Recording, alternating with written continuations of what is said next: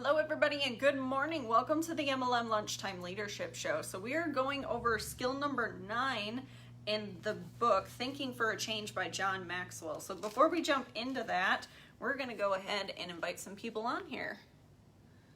And we're going to have to apologize because this process takes very, very long.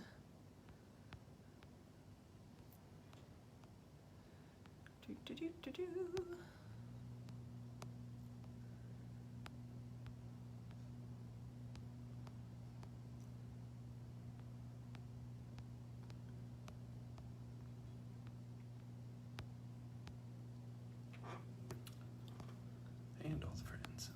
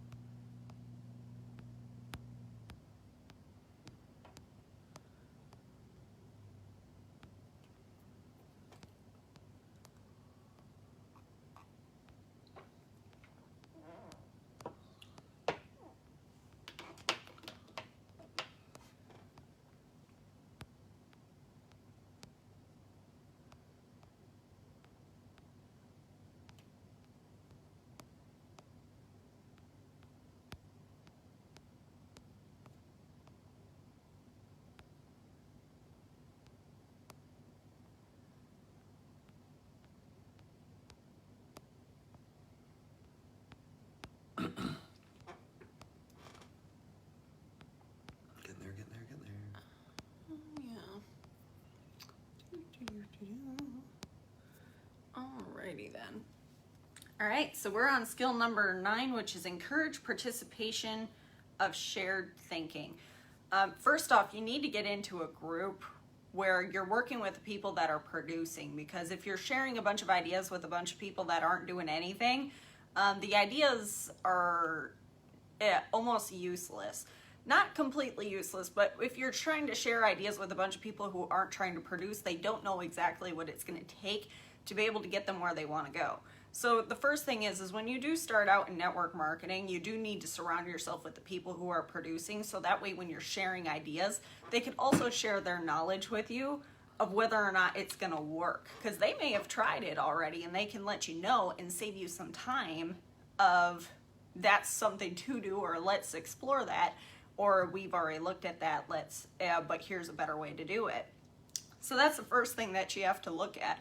And the nice thing about shared thinking when you're in a good group of people is that it tends to speed things up a lot, because with so many heads put together, 2 heads are better than 1, and it does speed things up more, and it brings up different questions that you may have never thought to ask.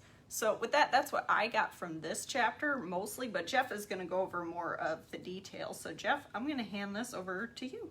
Okay, so chapter 12, skill 9, encourage the participation of shared thinking. So you're getting a group of people together, like she said. None of us is smart. None of us is as smart as all of us. Ken Blanchard actually said that. He says, why should you encourage participation of shared thinking? It says good thinkers, especially those who are also good leaders, understand the power of shared thinking. So getting a lot of people together who all are headed in the same direction, what is the best way to do this? I actually am putting together a think tank. After a conversation I had with an individual here in Indiana yesterday, I said, it would probably be a good idea for us to put together a think tank. We were specifically talking about marketing ideas and how to, grow teams, grow groups, why people buy in, what builds culture. And I said it would really be a good idea to put together a think tank. And I said, but we should make it income specific, meaning you have to document and prove that you earn a certain amount, or it doesn't make sense to bring you into this group, because we're not looking for the ideas of the people who are trying to figure it out. We're looking for the ideas of the people who did figure it out. And there are very different ideas at that level. So bringing people together, the people who get it really know it. Number 1, shared thinking is faster than solo thinking. You're just able to come up with answers, and you're going to come up with different options. is one of the biggest things. More than one option, options you might not have thought of in the past. Shared thinking is more than innovating or solo thinking.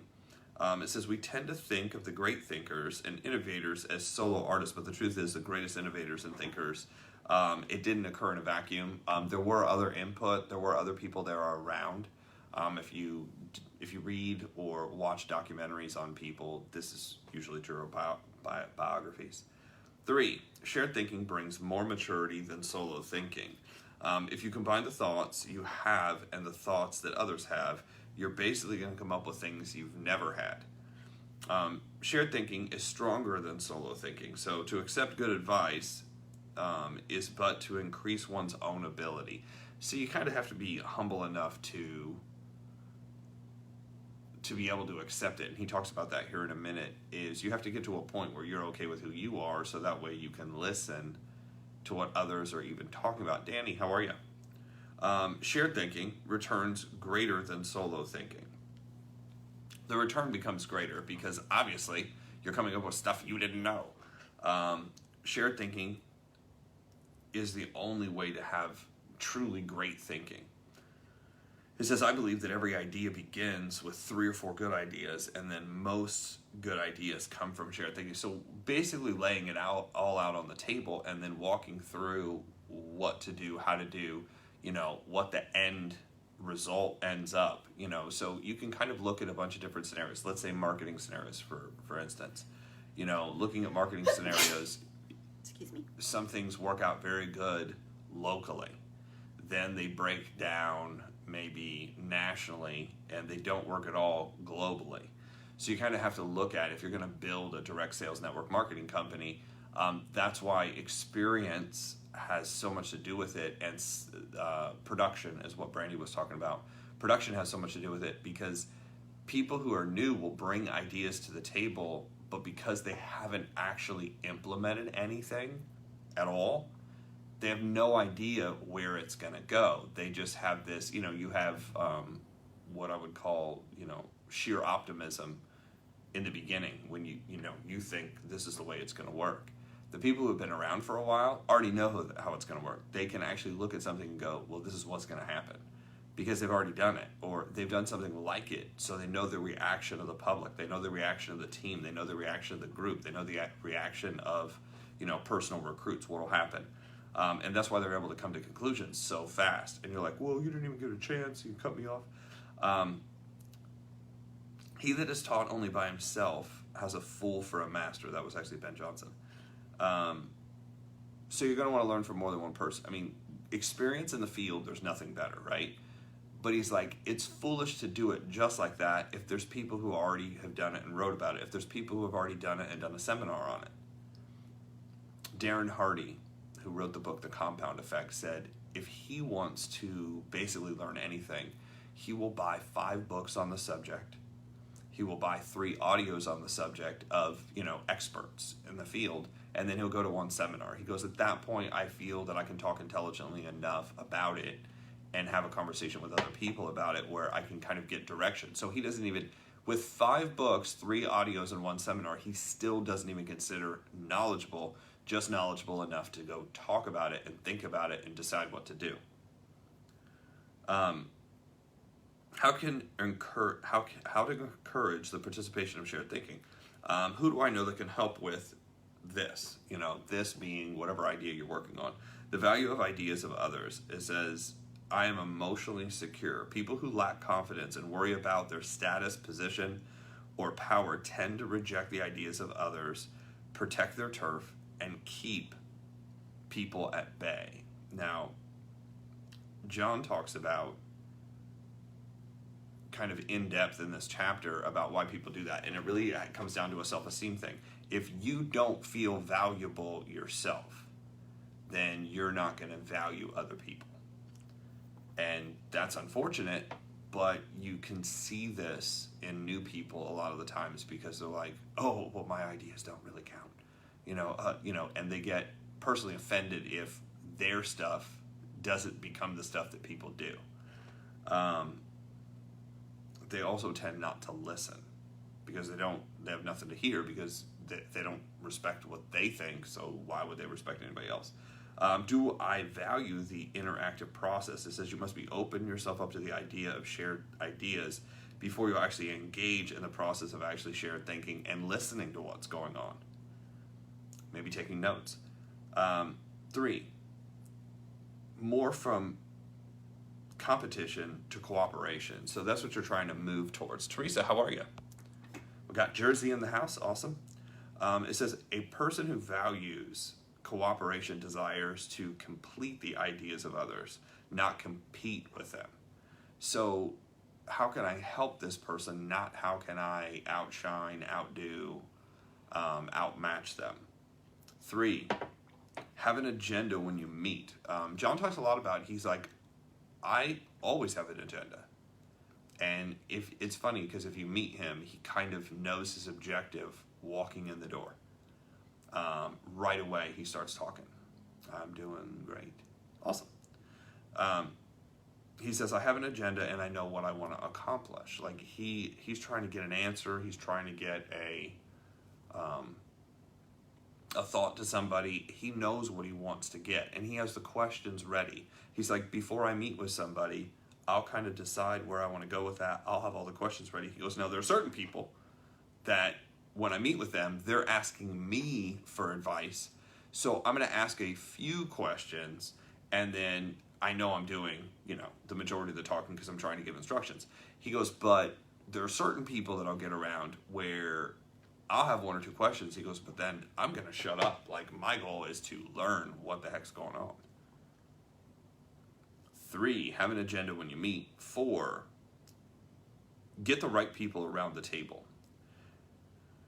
The greatest secret to winning is shared thinking, is having the right people around the table. So again, you're screening these people and you're recruiting these people. So I was listening to a guy yesterday, $700,000 earner, and this makes perfect sense. He goes, in the beginning, you're just trying to figure out how to recruit. He goes, and you're going to recruit a lot of people. He goes, but it doesn't take a lot of producers to make a lot of money in the industry, really. It doesn't take a lot of producers to make a lot of money. He goes, but it takes a lot of people to find a lot of producers.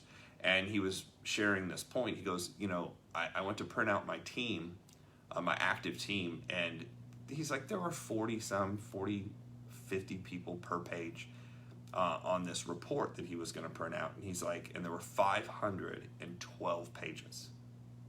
512 pages. He goes, I stopped printing at page 7.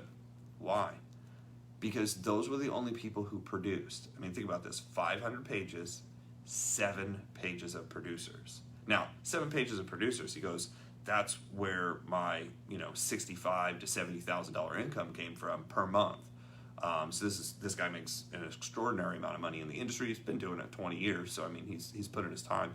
But he has a ton of producers. He goes, but the interesting thing is think about all the people, the other 500 pages of people that they don't produce. He's like, they haven't done anything. He goes, some people will recruit a couple people. They're like, well, my people aren't doing anything. He goes, well, the reason you don't have anybody doing anything is you don't have enough of them. He's like, you have to go through the numbers and recruit a ton of people. So there are reports out there, and I've seen, several different ones. It takes 7 to 15 different, it takes 7 to 15 presentations, individual people to find one to join a company. Then once you get somebody to join a company, it's basically 1 out of 10 people who join a company that actually become producers over any period of time. Not get started, but any period of time. Whether that's 1 month, 1 year.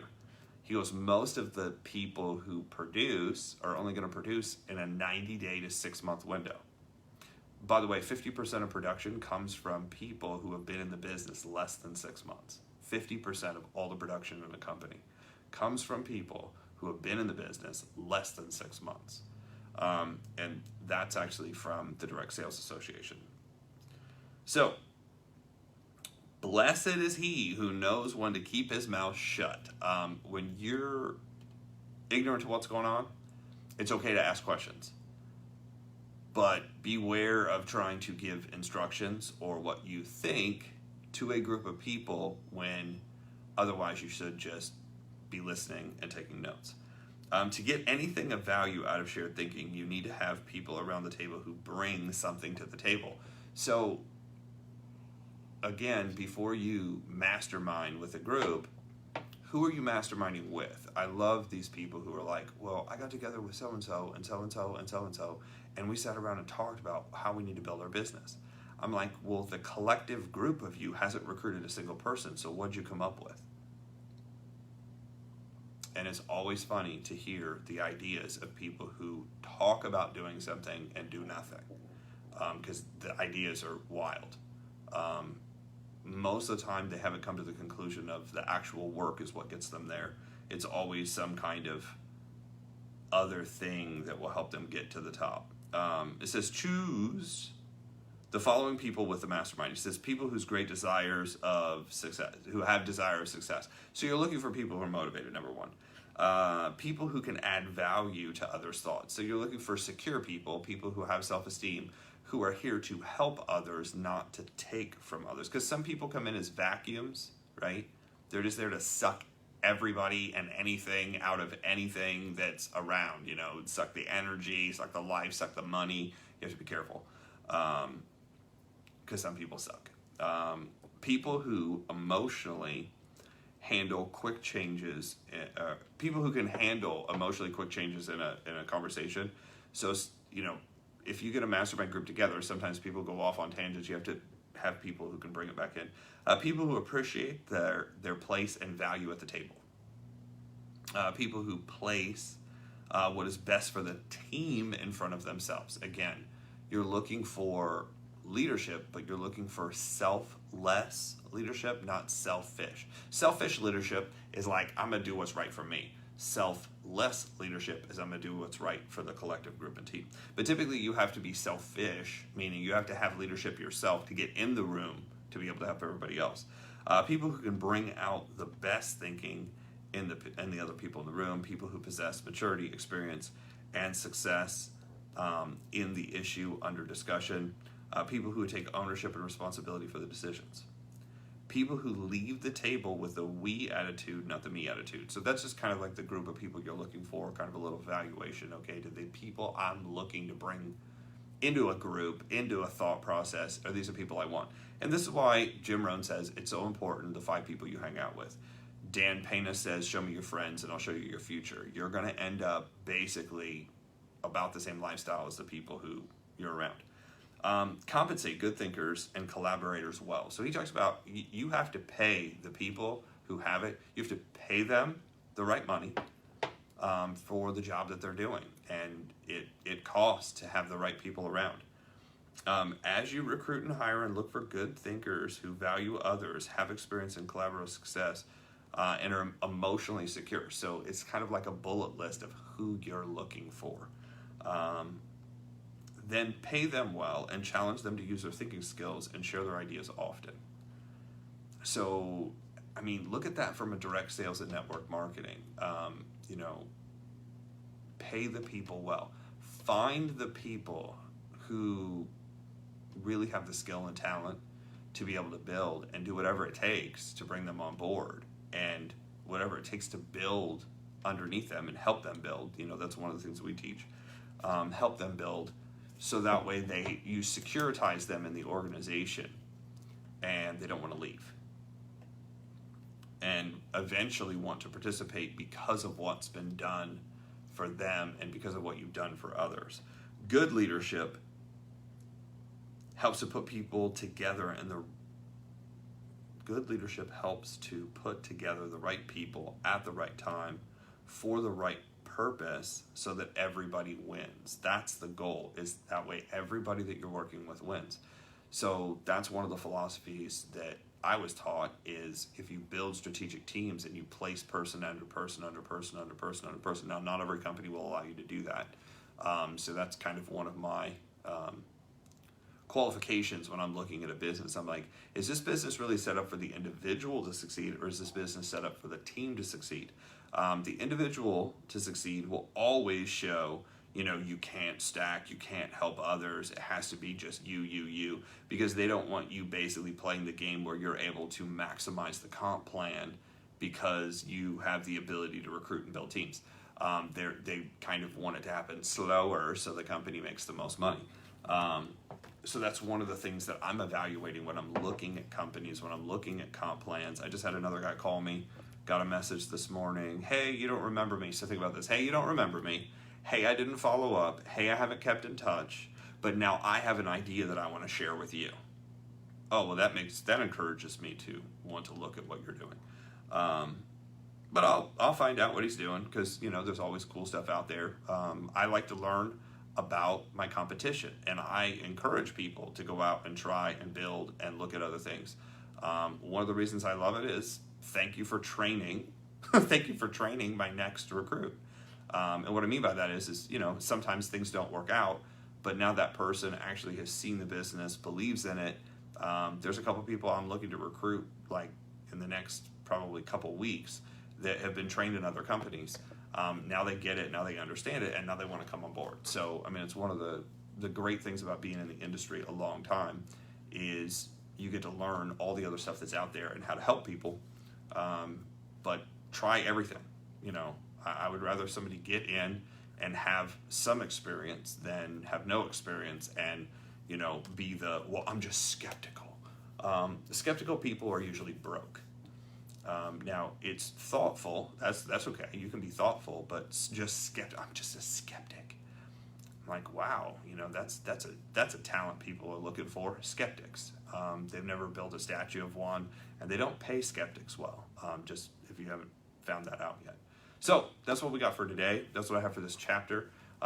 This whole program, daily, is sponsored, and what we're doing is basically this is part of the MLM Millionaire Academy. It's a school online where we're teaching basically the specific skills on how to recruit, but it's not company specific. It's not product specific. It's just the skill set you need to build a successful company. So, what else? If you guys would like the notes on this chapter, we're going to be posting them on the MLM Lunchtime Leadership Show Facebook group. So if you haven't joined the group yet, you need to go there and join it. And that way you can get the notes. And we're also going to be downloading each one of these videos to YouTube. So if you guys would like to follow along there or go back to a previous video, you are more than welcome to do that. But with that, that is it for today. And wait, what is today? Friday? It is Friday. It is Friday. Monday, we will be going over Skill 10. All right, we will catch you guys later and have a wonderful weekend.